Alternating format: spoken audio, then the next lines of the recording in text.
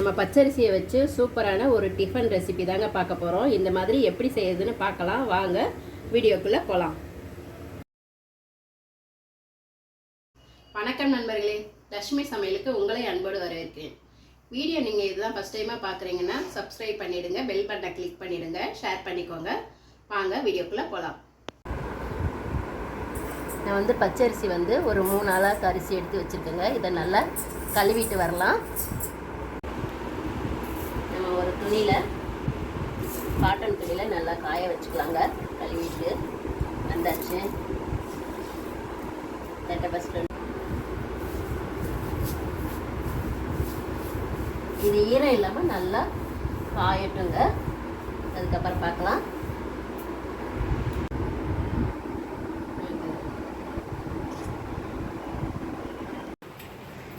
நான் கடலைப்பருப்பு ஒரு 2 பிடி எடுத்து வச்சுருக்கேங்க. அதை தண்ணி போட்டு ஊற வச்சுக்கலாம்.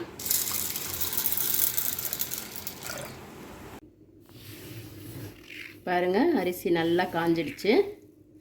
நம்ம இதை எடுத்து மிக்சியில் போட்டு ரவை மாதிரி அரைச்சிக்கலாங்க. நான் இதுக்கு நான் சாப்பாடு அரிசி தான் போட்டுக்கிறேன், பச்சரிசி. நீங்கள் வேணும்னா ரேஷன் பச்சரிசி கூட நீங்கள் போட்டுக்கலாம், யூஸ் பண்ணிக்கலாம். இப்போ இந்த அரிசி நம்ம ரவை மாதிரி அரைச்சி எடுத்துக்கலாங்க. இது பாருங்கள், இந்த மாதிரி நம்ம ரவை மாதிரி இப்போ அரைச்சி எடுத்தாச்சு. எப்படி செய்கிறதுன்னு பார்க்கலாம். நம்ம இந்த அரைச்சதில் நான் 2 அளவுக்கு இதிலேருந்து எடுத்துக்கிறேங்க. மிச்சம் நம்மளுக்கு அந்த பொடி இருந்தால் நம்ம எடுத்து வச்சுட்டா இன்னொரு வாட்டி யூஸ் பண்ணிக்கலாம்.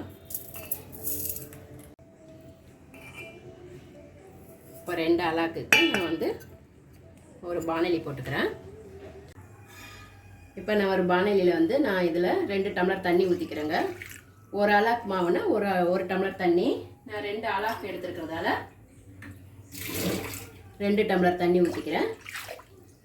இதுக்கு தேவையான அளவு சால்ட்டு போட்டுக்கிறேன். இதிலேயே ஒரு 3 ஸ்பூன் எண்ணெய் ஊற்றிக்கிறேங்க.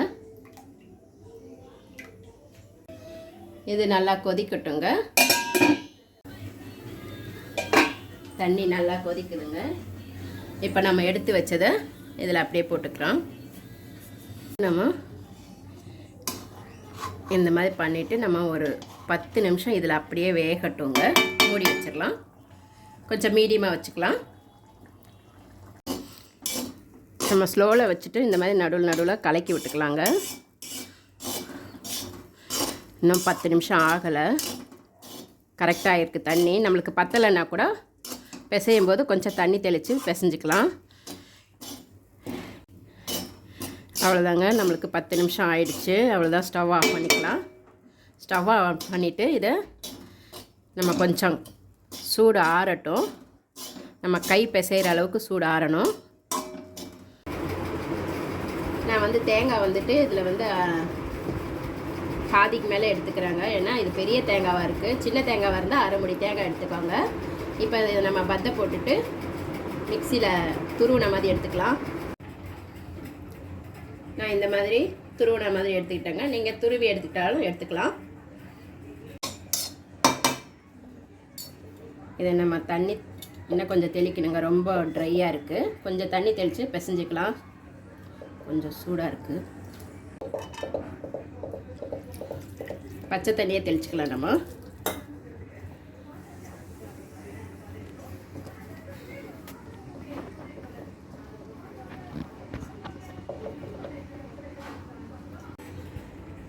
இப்போ நல்லா உருண்டை இல்லாமல் பிசைஞ்சு எடுத்தாச்சுங்க. இப்போ நம்ம கடலைப்பருப்பு ஊற போட்டிருக்கோம்ல, அதை நம்ம இதில் போட்டுக்கலாம். நீங்கள் இந்த கடலைப்பருப்புக்கு பதிலாக காராமணி இருக்குது இல்லைங்களா, அது கூட ஊற வச்சு போட்டால் ரொம்ப டேஸ்ட்டாக இருக்கும். நான் கடலைப்பருப்பு தான் போட்டிருக்கேன். நம்ம இது துருவி வச்ச தேங்காவையும் இதில் சேர்த்துக்கலாம். இதை சேர்த்துட்டு எல்லாமே ஒன்றா பிசைஞ்சு எடுத்துக்கலாம். இதெல்லாம் நல்லா கலந்து விட்டுக்கலாங்க. இந்த டிஃபன் ரொம்ப சூப்பராக இருக்கும். டேஸ்ட்டு நல்லாயிருக்கும். இதை எல்லாருமே சாப்பிடலாம். இது நம்ம ஆவியில் தான் வேக வைக்க போகிறோம். இப்போது நம்மளுக்கு மாவு இந்த அளவுக்கு நம்ம உருண்டை பண்ணி தட்டுற மாதிரி இருக்கணுங்க. கையில் நம்ம ரவுண்டு ஷேப்பாக தட்டிக்கணும். அந்த அளவுக்கு நம்மளுக்கு இருக்கணும். நம்ம தண்ணி ஒவ்வொரு அரிசி ஒவ்வொரு தண்ணி அளவு பிடிக்கும். நான் ஒன்றுக்கு ஒன்று வச்சுக்கிட்டேன். உங்களுக்கு தேவைப்பட்டால் கொஞ்சம் அதிகமாக கூட நீங்கள் வச்சுக்கலாம். இந்த மாதிரி ரவுண்டாக நம்ம தட்டி எடுத்துக்கலாம் எல்லாமே.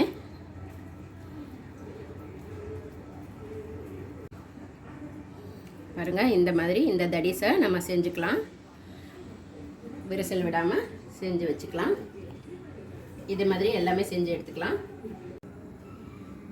இப்போ நம்ம வந்து இந்த மாதிரி செஞ்சு எடுத்தாச்சுங்க. இப்போ நம்ம இதில் இட்லி தட்டில் வச்சு வேக வச்சு எடுத்துக்கலாம்.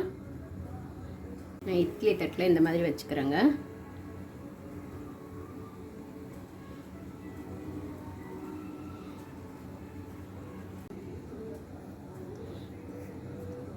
இதை அப்படியே இறக்கிக்கலாங்க. அதில் இட்லி பாத்திரத்தில் எப்பயும் நம்ம இட்லிக்கு ஊற்றுற மாதிரி தண்ணி ஊற்றிட்டு இதை மூடி வச்சுக்கலாங்க. இது வந்து ஒரு 20-25 நிமிஷம் வேகட்டுங்க.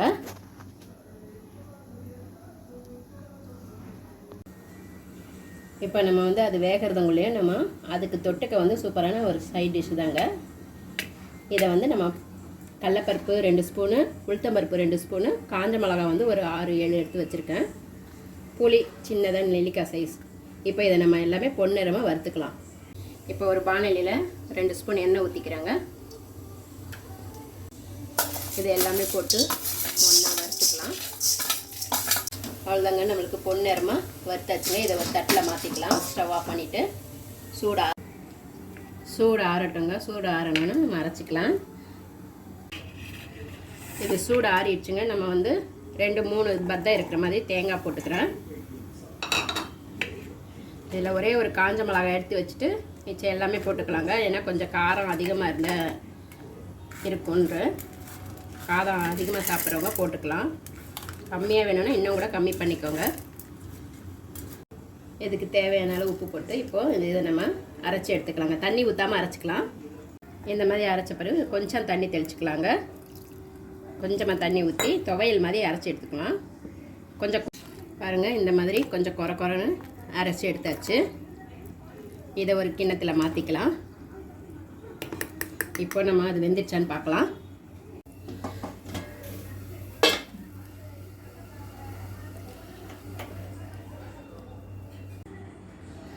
அவ்வளோதாங்க, சூப்பராக ரெடி ஆகிடுச்சு. சூடு ஆறட்டும், ஒரு தட்டில் மாற்றிக்கலாம்.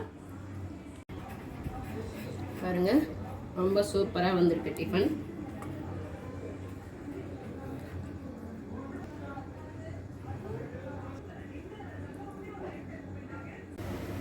ஆமாம், இதில் வந்து கடலைப்பருப்பு, உளுத்தம்பருப்பு, தேங்காயெல்லாம் போட்ட சூப்பரான ஒரு துவையலுங்க. இதுக்கு வந்து இது டேஸ்ட்டாக இருக்கும்.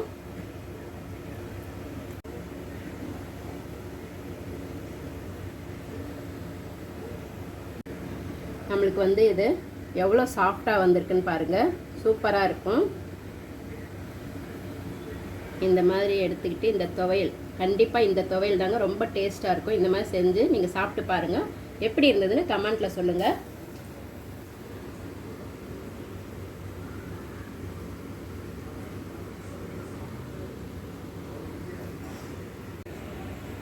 எனக்கு வந்து இது வந்து ஒரு 30 நிமிஷம் வேக வச்சாங்க. அப்போ தான் நல்லா வெந்து சூப்பராக வரும்.